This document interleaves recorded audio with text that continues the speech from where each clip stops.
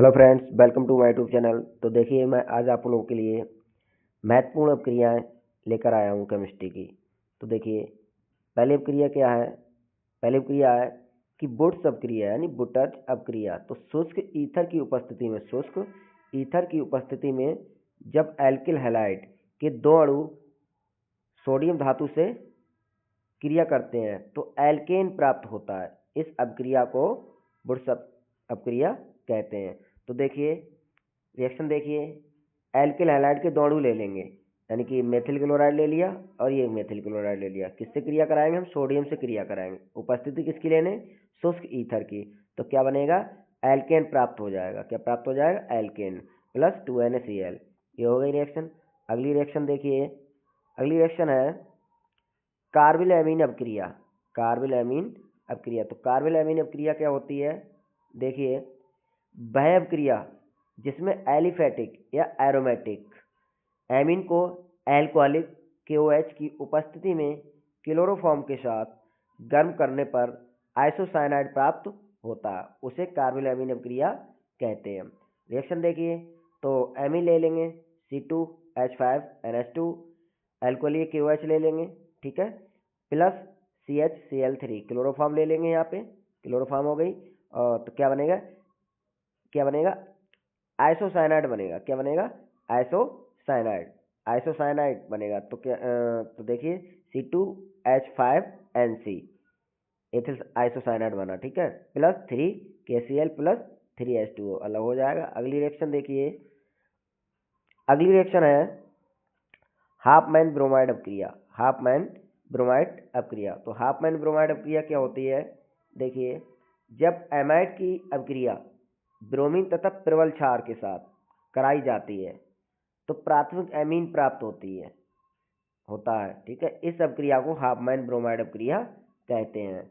तो रिएक्शन देखिए, एमाइड का सूत्र क्या होता है? CH3CONH2 होता है, प्लस Br2 ब्रोमीन ले लेंगे और क्षार ले लेंगे KOH, ठीक है।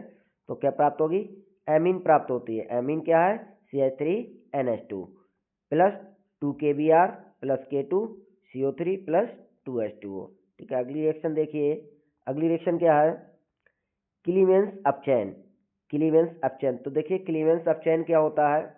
जिंक अमलगम तथा सांद्र HCl की उपस्थिति में एल्डिहाइड या कीटोन का अपचयन कराते हैं तो हाइड्रोकार्बन प्राप्त होता है। इस अपक्रिया को क्लीवेंस अपचयन कहते हैं। तो देखिए, एल्डिहाइड CH3CHO ले लिया, प्लस अपचयन कराना है तो हाइड्रोजन ले लेंगे H2। उपस्थिति किसकी? ZnHH या सांद्र HCl ले लेंगे, ठीक है। तो क्या बनेगा? अभी क्या बताया था? हाइड्रोकार्बन प्राप्त होता है, यानी कि हाइड्रोकार्बन प्राप्त होता है। तो CH3 सिंगल बॉन्ड CH3, तो C2H6, इसका नाम क्या हो गया? C2H6। इसका नाम, दूसरा नाम जो हो जाएगा, यानी कि एक कार्बन मेथ होता है, दो का एथ, तो एथेन इसका नाम हो जाएगा। क्या हो जाएगा? एथेन। एथेन इसका नाम हो जाएगा, एथेन बन गया ये, ठीक है। और प्लस H2 अलग हो गया। अगली रिएक्शन देखिए, अगली रिएक्शन है कैनिजारो क्रिया। तो कैनिजारो क्रिया क्या होती है?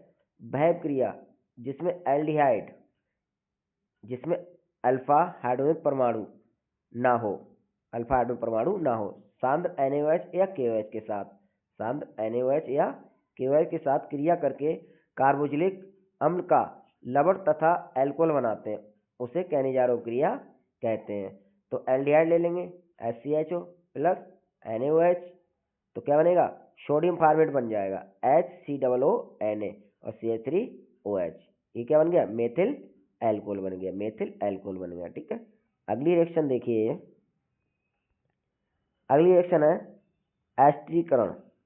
एस्टरीकरण। तो एस्टरीकरण क्या होता है? सांद्र सल्फ्यूरिक अम्ल या शुष्क HCl की उपस्थिति में जब कार्बोक्सिलिक अम्ल को एल्कोहल के साथ गर्म करते हैं तो एथिल एसीटेट या एस्टर प्राप्त होता है। इस अपक्रिया को एस्टरीकरण कहते हैं। तो रिएक्शन देखिए, कार्बोक्सिलिक अम्ल का सूत्र क्या होता है? CH3COOH C2H5OH, एथिल एल्कोहल ले लेंगे। उपस्थिति किसकी ले लेंगे? सांद्र H2SO4 और शुष्क HCl, ठीक है।